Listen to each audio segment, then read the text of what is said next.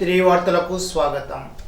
Matter Shri Venugopala జిల్లా పరిషత్ ఉన్నత పాఠశాల గ్రౌండ్లో 3 రోజుల పాటు జరిగిన రాష్ట్ర స్థాయి సీనియర్ మహిళల పురుషుల బాస్కెట్బాల్ టోర్నమెంట్ ముగింపు సభలో ఆచంట శాసనసభ్యులు పీతాని సత్యనారాయణ, పాలకొల్లు శాసనసభ్యులు నిమ్మల రామానాయుడు పాల్గొన్నారు.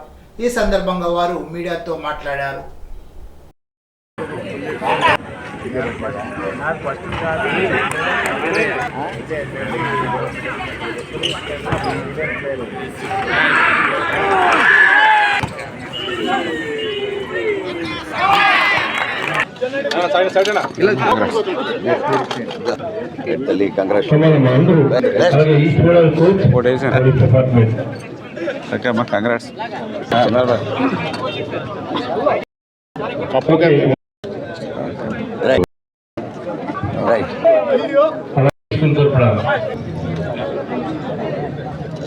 ఈరోజు మన మార్టేర్లో అత్యంత ప్రతిష్టాత్మకమైనటువంటి ఆంధ్రప్రదేశ్ రాష్ట్ర ఇంటర్ డిస్ట్రిక్ట్ సీనియర్ బాస్కెట్బాల్ టోర్నమెంట్ను ఏర్పాటు చేసినటువంటి పీతాని సత్యనారాయణ గారికి ముందుగా హృదయపూర్వకమైనటువంటి అభినందనలు, ధన్యవాదాలు తెలియజేసుకుంటూ ఉన్నా.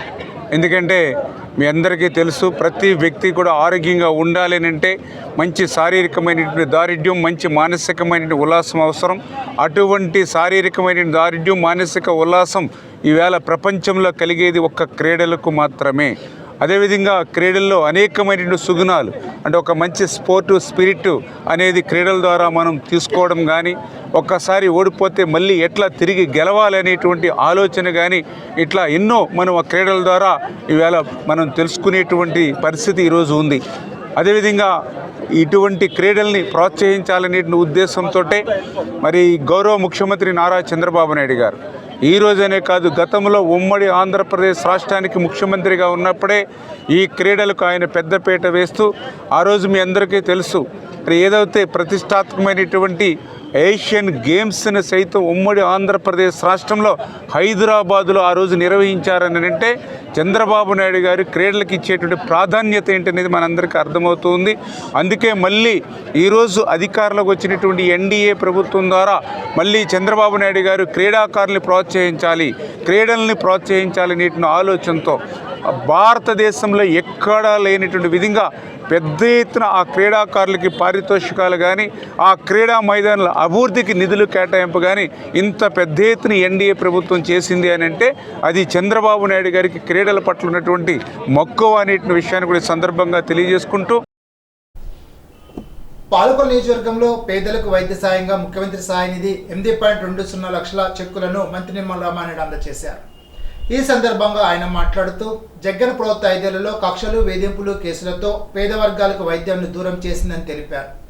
చంద్రబాబు మానవత్వంతో వైద్య సాయం అందిస్తున్నారని తెలిపారు. చంద్రబాబు పాలనలో రైతులు 4 రోజుల ముందుగానే సంక్రాంతి వచ్చిందనే సంతోషాన్ని వ్యక్తం చేస్తున్నారని చెప్పారు. రైతులు ధాన్యాన్ని నచ్చిన మిల్లర్లకు అమ్ముకునే వెసులుబాటుతో పాటు 24 గంటల్లో బ్యాంక్ ఖాతాలో డబ్బు జమ అవుతోందని అన్నారు. జగన్ రైతులకు చెల్లించాల్సిన 1,674 కోట్ల ధాన్యం కొనుగోలు బకాయిలు ఎగ్గొడితే చంద్రబాబు ప్రభుత్వం చెల్లించిందని తెలిపారు. రైతులు వ్యవసాయాన్ని గాలికి వదిలేసి ధాన్యం సేకరించే సివిల్ సప్లై కార్పొరేషన్ సైతాన్ని తాకట్టు పెట్టిన రైతుల ద్రోహి జగన్ అని విమర్శించారు.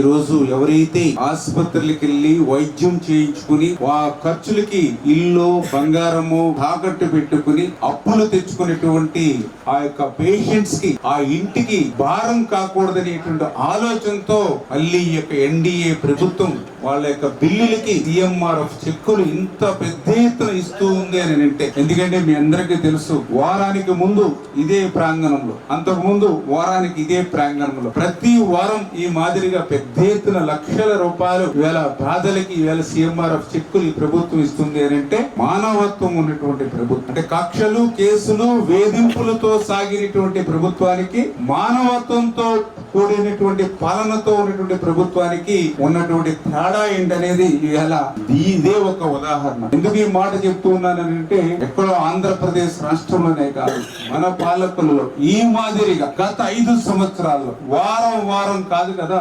సంవత్సరానికి ఒక్కసారి కూడా ఈ మాదిరిగా సీఎంఆర్ఎఫ్ ఇచ్చినటువంటి పాపాన పోల పేదలకు కూడా సాయం చేయాలని ఆలోచన గత ప్రభుత్వానికి లేనిటువంటి పరిస్థితి. అంటే ఆ రకమైనటువంటి స్థితికి సంపద అనేది లేకుండా చేశారు. ఎందుకంటే గత 5 సంవత్సరాల్లో పరిశ్రమలు లేవు, పారిశ్రామికవేత్తలు లేరు, మరి ప్రాజెక్టుల నిర్మాణం లేదు, రాజధాని నిర్మాణం లేదు, విద్య లేదు, ఉద్యోగం లేదు, ఉపాధి లేదు, అన్ని రంగాలు మరి కూలపడిపోయినటువంటి పరిస్థితుల్లో మరి సంపద అనేది లేనిటువంటి స్థితిలో మళ్ళీ ఈ ప్రజా ప్రభుత్వం, మళ్ళీ తెలుగుదేశం, జనసేన, బీజేపీ, అటు చంద్రబాబు నాయుడు గారు, ఇటు పవన్ కళ్యాణ్ గారు, వీరిద్దరికి తోడుగా నరేంద్ర మోడీ గారు, వీరి పాలనతో మళ్ళీ ఇప్పుడిప్పుడే ఆర్థిక పరిస్థితి సహకరించకపోయినా కూడా మీకు ఇంత పెద్ద ఎత్తున సహకారం అందిస్తున్నామని అంటే ఈ ప్రభుత్వం మేలు మనం జీవితంలో మరవకూడదని చెప్పి మీ ద్వారా అందరికి కూడా తెలియజేసుకుంటాం. ఇప్పుడు తూర్పుగోదావరి జిల్లా వార్తలు. కానూరులో ప్రముఖ సాంఘిక సేవకుడు డాక్టర్ టి రాము అమ్మా బ్లడ్ ఆర్గనైజేషన్ ద్వారా ఫ్రీజర్ వ్యానును సర్పంచ్ భావన మధుపూర్ణచందు, ఉప సర్పంచ్ అనపతి నరసింహమూర్తి, సత్తిపండు, జనసేన నాయకులు కోలా సీతయ్య నాయుడుకు అందజేశారు. రాము సేవలను రంకిరెడ్డి ప్రసాద్, టీడీపీ నాయకులు బూరుపల్లి రాజు, వైసీపీ నాయకులు తోట సురేష్, పెదపల్లి వెంకటరాయుడు, వెన్నపు సుధాకర్, చంటినాయుడు తదితరులు అభినందించారు. డాక్టర్ రాము కరోనా సమయంలో అందించిన సేవలను అభినందించారు. అనాథ సేవలకు అంతిమ సంస్కారం చేశారని, 6గురికి గుండె ఆపరేషన్ చేయించారని, 15 మందికి కిడ్నీ ఆపరేషన్ చేయించారని తెలిపారు. అనాథాశ్రమం పిల్లలకు భోజన సదుపాయం కల్పిస్తున్నారని అన్నారు. రక్తదానం చేయించారని తెలిపారు. ఆయన సేవలు వెలకెట్టలేనివని అన్నారు. రాజమండ్రి విమానాశ్రయం నుండి ఢిల్లీకి ఇండిగో ఎయిర్ బస్ ఆపరేషన్ మొదలవుతున్నాయని, కేంద్ర రాష్ట్ర మంత్రుల ఆధ్వర్యంలో తొలి సర్వీస్ను గురువారం ఉదయం ప్రారంభించనున్నట్లు జిల్లా జాయింట్ కలెక్టర్ ఎస్ చిన్నరాములు తెలిపారు. కార్యక్రమంలో కేంద్ర పౌర విమానయాన శాఖ మంత్రి కింజరపు రామ్మోహన్ నాయుడు, రాజమండ్రి పార్లమెంటు సభ్యులు దగ్గుపాటి పురంధేశ్వరి, కాకినాడ పార్లమెంటు సభ్యులు తంగెల ఉదయ శ్రీనివాస్, రాష్ట్ర మంత్రులు, ఎమ్మెల్యేలు, ఇతర ప్రజాప్రతినిధులు హాజరు కానున్నట్లు తెలిపారు. ముందస్తు ఏర్పాట్లను ఎయిర్పోర్ట్ అథారిటీ జిల్లా యంత్రాంగంతో కలిసి పర్యవేక్షణ చేసినట్లు చిన్నరాముడు తెలిపారు. వెలగపూడి సచివాలయం 5వ బ్లాక్లో బుధవారం రాష్ట్ర ముఖ్యమంత్రి నారా చంద్రబాబు నాయుడు, ఉప ముఖ్యమంత్రి కె పవన్ కళ్యాణ్, ఇతర సహచర మంత్రులతో కలిసి జిల్లా కలెక్టర్తో నిర్వహించున్న 2 రోజుల సమావేశంలో బుధవారం తొలి రోజు సమావేశంలో జిల్లా కలెక్టర్ పి ప్రశాంతి, రాష్ట్ర ఉన్నత స్థాయి అధికారులు, ఇతర జిల్లా కలెక్టర్లు పాల్గొన్నారు. ఈనాటి బంగారు మాట. కాలం చాలా విలువైనది, చేజారిన నిమిషాన్ని ఏ సంపద వెనక్కి తీసుకురాలేదు. జాన్ డెడెన్. ఈ వార్తలతో సమాప్తం. తిరిగి విజన్స్లో కలుసుకుందాం. అంతవరకు సెలవు. నమస్కారం.